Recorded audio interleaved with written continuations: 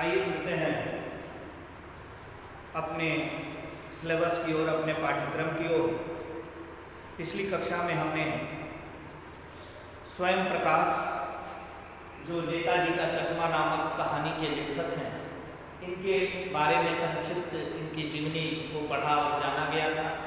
और नेताजी का चश्मा नामक पाठ के माध्यम से लेखक क्या संदेश देना चाहता है, क्या इस कहानी का क्या उद्देश्य है, ये आपको सारांश के रूप में आपके सामने रखा गया था। अब हमें इस पाठ का एक एक पैराग्राफ, एक एक अनुच्छेद का अध्ययन करते हुए, उसको पढ़ते हुए, उसकी रीडिंग करते हुए उसके अर्थ को जानना है, समझना है।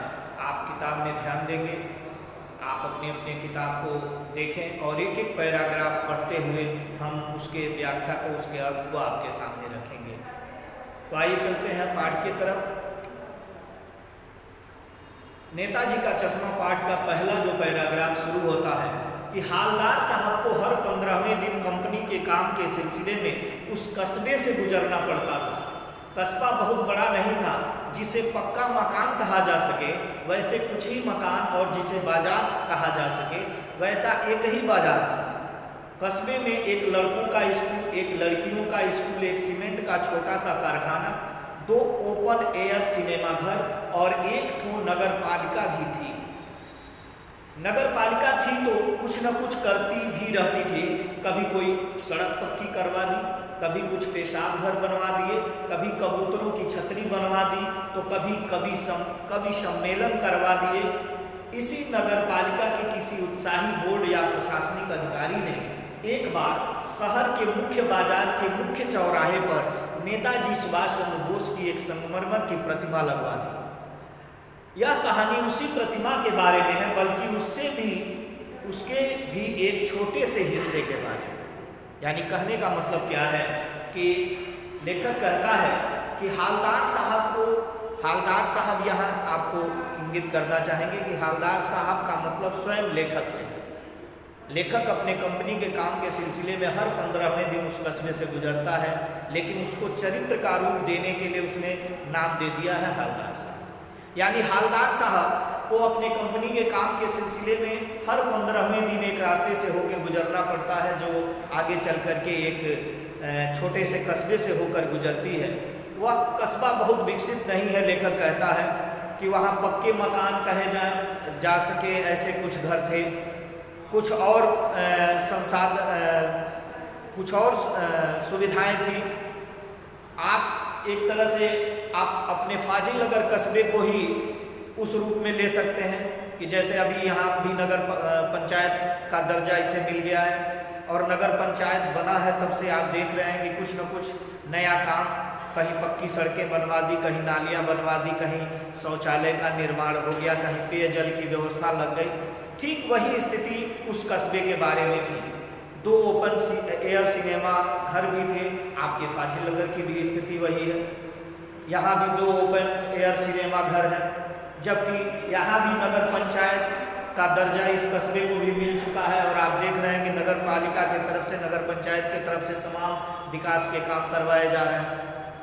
लेखक कहता है ठीक इसी तरह का एक छोटा सा कस्बा था, और उस कस्बे के मेन चौराहे पर नेताजी सुभाष चंद्र बोस की एक संगमरमर की मूर्ति लगा दी गई थी।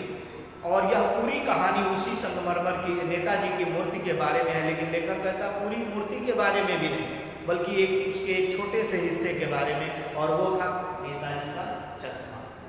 यानी मूर्ति संगमरमर की है, लेकिन चश्मा संगमरमर का नहीं है। चश्मा रियल है, और वो भी रियल चश्मा रोज बदलता रहता है। यह कौतूहल का विषय है। और जब इसके बारे में लेखक जानने का प्रयास करता है तो क्या जानकारियाँ निकल के आती हैं, और उसी निष्कर्ष के आधार पे, उसी वर्णन के आधार पे लेखक इस निष्कर्ष पे पहुंचता है कि निश्चित रूप से कैप्टन चश्मे वाला, जो एक वृद्ध और मरियल सा इंसान है, लेकिन अपनी आजीविका कमाने के लिए वो चश्मे की फेरी लगाता है, जिसका अपना दुकान भी नहीं है, अपना स्थायी ठिकाना भी नहीं है, लेकिन उसके हृदय में, उसके मन में नेताजी सुभाष चंद्र बोस के प्रति सम्मान का भाव भरा हुआ है। आज हम आधुनिकता के चक्कर में बहते हुए चले जा रहे हैं, हम तमाम तरह की सुख सुविधाएं भोगते हुए चले जा रहे हैं, लेकिन धीरे धीरे हम अपने देशभक्तों और महापुरुषों का सम्मान करना भी भूलते जा रहे हैं, जो कि बिल्कुल गलत बात है।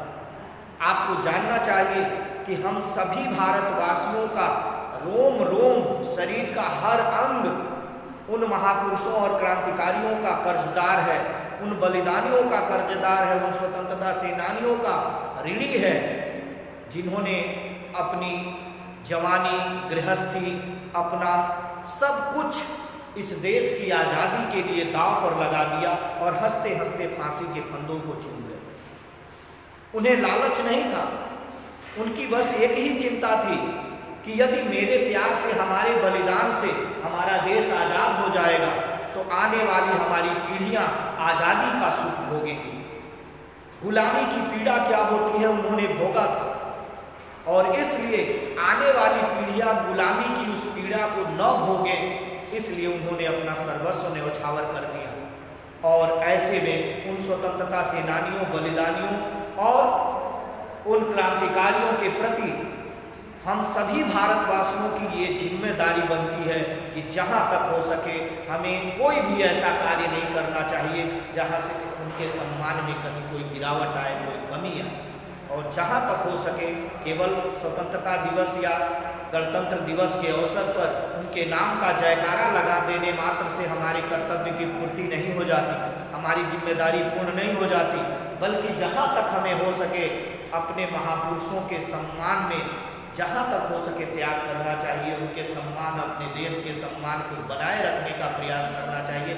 यह एक सच्चे नागरिक का, एक सच्चे देशवासी का प्रथम कर्तव्य होता है। तो लेखक उसी मूर्ति के बारे में ये सारी कहानी है और चर्चा करता है। लेखक कहता है कि पूरी बात तो अब, आइए देखते हैं सेकंड पैराग्राफ।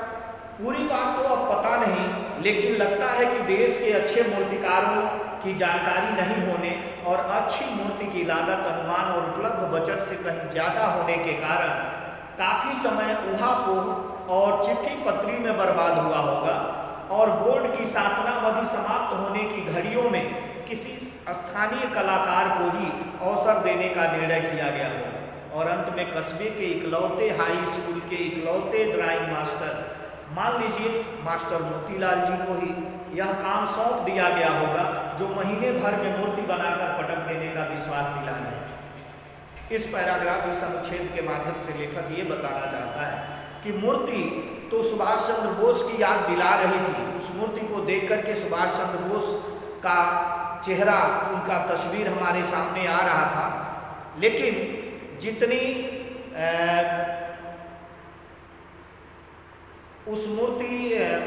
वह मूर्ति जितनी आकर्षक होनी चाहिए, जितना अच्छा होना चाहिए, उतनी अच्छी नहीं थी।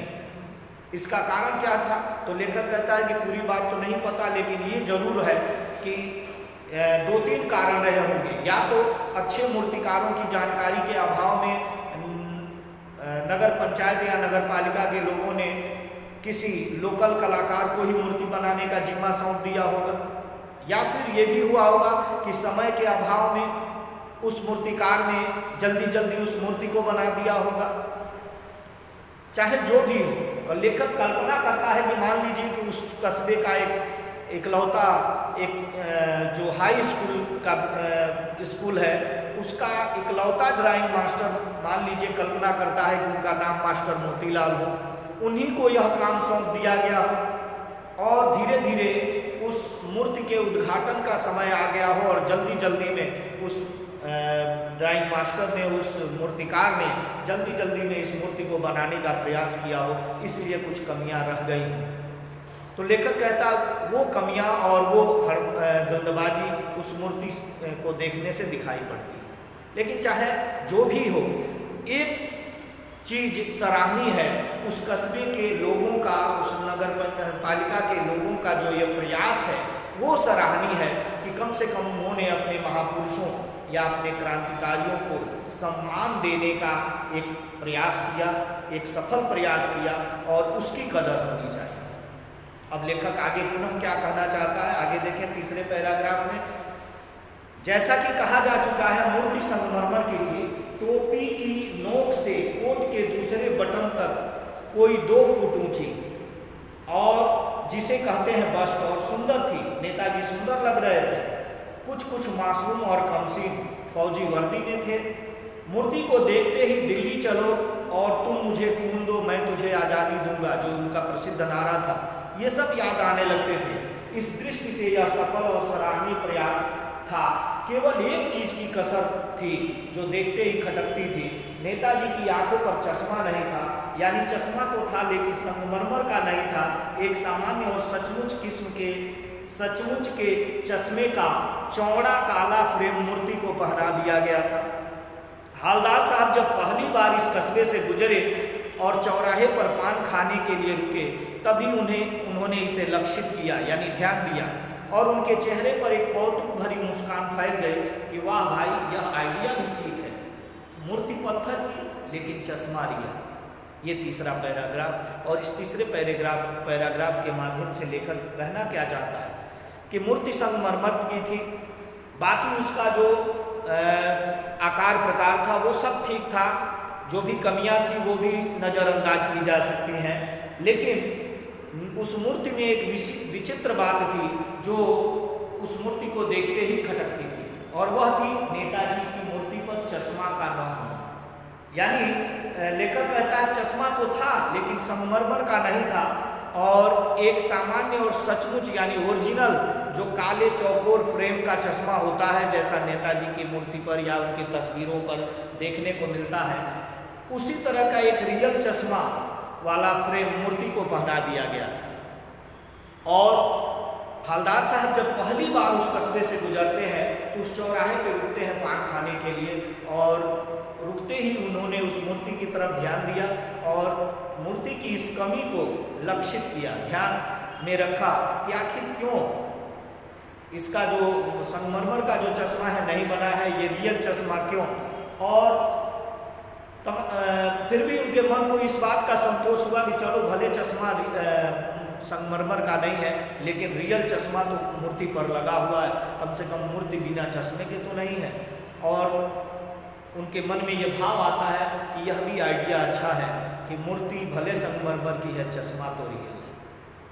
और धीरे धीरे उसके बाद पान खाते हैं, पान के पैसे चुकाकर जीप में बैठते हैं, जीप कस्बा छोड़कर आगे बढ़ने लगती है, लेकिन बार बार उनको उस मूर्ति का ध्यान आता है और बार बार उस मूर्ति के बारे में सोचते हुए जाते हैं। पुनः अगले 15वें दिन जब उधर से वापस आना होता है तो फिर क्या देखते हैं और फिर उनके मन का कौतूहल कैसे बढ़ता है, इसकी चर्चा अगले पैराग्राफ में। तो आइए देखते हैं पेज नंबर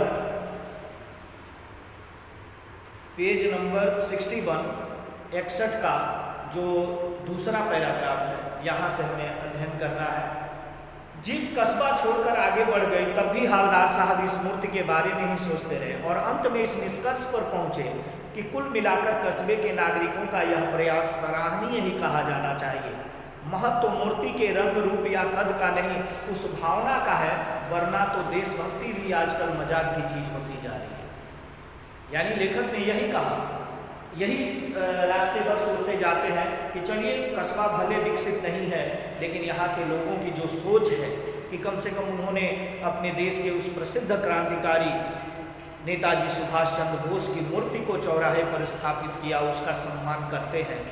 और ये भावना सबसे बड़ी चीज़ है, क्योंकि लेखक को लगता है कि आजकल देशभक्ति भी मजाक की चीज़ होती जा रही है, क्योंकि बहुत सारे लोग हैं जो देशभक्ति का दिखावा करते हैं और बहुत सारे लोग ऐसे हैं जो कोई यदि देशभक्ति सच्चे दिल से प्रकट कर रहा है तो उसका भी मजाक उड़ाते हैं, उसको भी नीचा दिखाने का प्रयास करते हैं, जो कि बिल्कुल गलत बात है।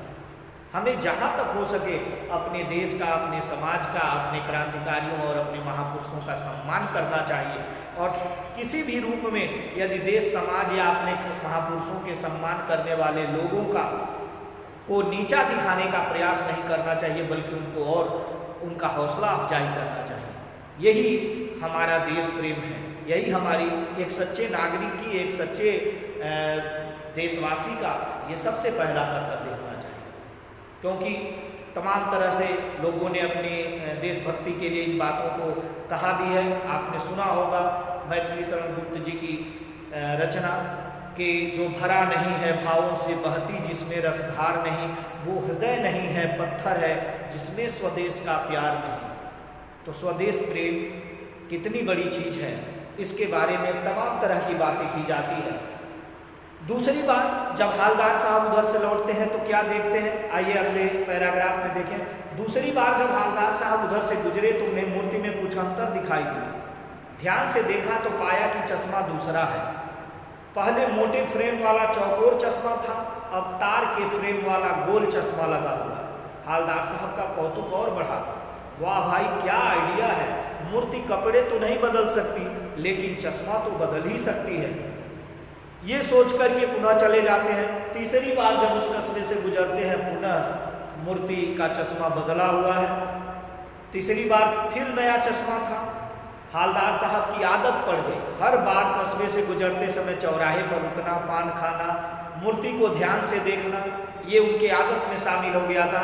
और एक बार जब कौतूहल दुर्दमनीय हो उठा, यानी जब अपने मन, कौतूहल मतलब मन की इच्छा को दबाया नहीं जा सकता, तब उन्होंने पान वाले से ही पूछ लिया कि क्यों भाई, क्या बात है, आज तुम्हारे नेताजी का चश्मा, तुम्हारे नेताजी का चश्मा हर बार बदल कैसे जाता है। तब पान वाले के द्वारा क्या जवाब उनको दिया जाता है और उस जवाब को सुन करके क्या भाव प्रकट होता है लेखक के मन में, इसको आगे देखें। पान वाले के खुद के मुंह में पान ठूसा हुआ था, यानी पान वाला जो अक्सर पान खाए रहता है, वह एक काला, लेकिन उसका व्यक्तित्व कैसा था, उसकी पर्सनालिटी कैसी थी, उसका वर्णन लेखक ने किया कि वह एक काला, मोटा और खुश मिजाज, हंसमुख किस्म का आदमी था। हालदार साहब का प्रश्न सुनकर के वह आंखों ही आंखों में हंसा। आंखों ही आंखों में हंसने का क्या मतलब, क्योंकि वो मुंह खोल के हंस नहीं सकता है, मुंह में पान ठूसा हुआ है, तो वो अंदर से हंसता है, जिससे उसकी तोंद थिरकने लगती है, चेहरे के भाव से उसकी हंसी प्रकट हो रही है। कहा कि वह आंखों ही आंखों में हंसा, उसकी तोंद थिरकी, फिर पीछे घूमकर उसने दुकान के नीचे पान थूका और अपनी लाल काली बतीसी, यानी अब उसके दांत जो हमेशा पान खाने की वजह से लाल और काले पड़ गए थे, उनको हंसते हुए, यानी वो दांत दिखाई देने लगे, बोला कैप्टन चश्मे वाला करता है।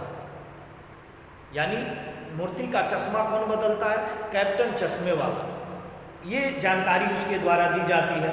तब लेखक और भी विस्तार से उसको जानने का प्रयास करता है। लेखक कहता है क्या करता है, हालदार साहब कुछ समझ नहीं पाए इसलिए पूछे, तो पान वाला क्या कहता है, चश्मा चेंज कर देता है, यानी मूर्ति का चश्मा बदलने का काम कैप्टन चश्मे वाला करता है।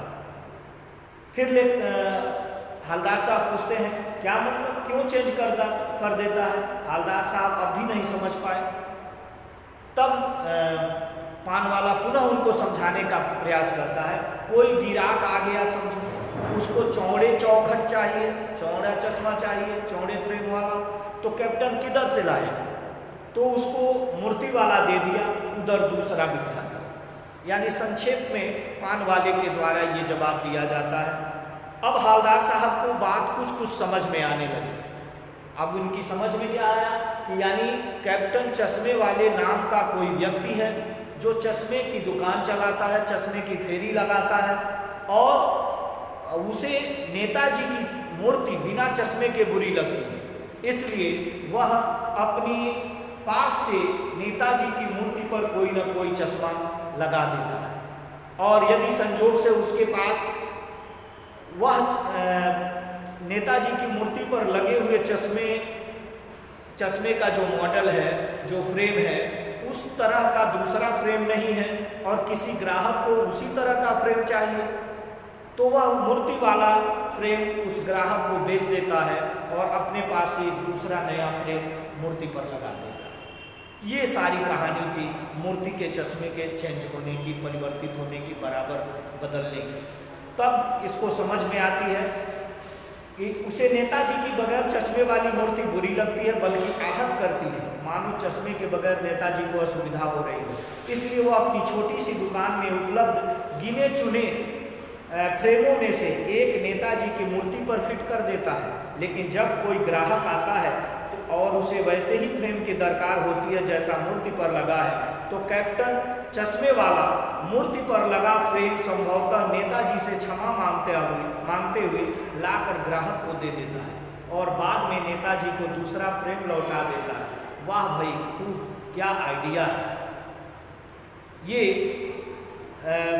लेखक जो है अपने मन में सोचता है और उसके बाद फिर प्रश्न करता है पान वाले से, लेकिन भाई एक बात अभी भी समझ में नहीं आई।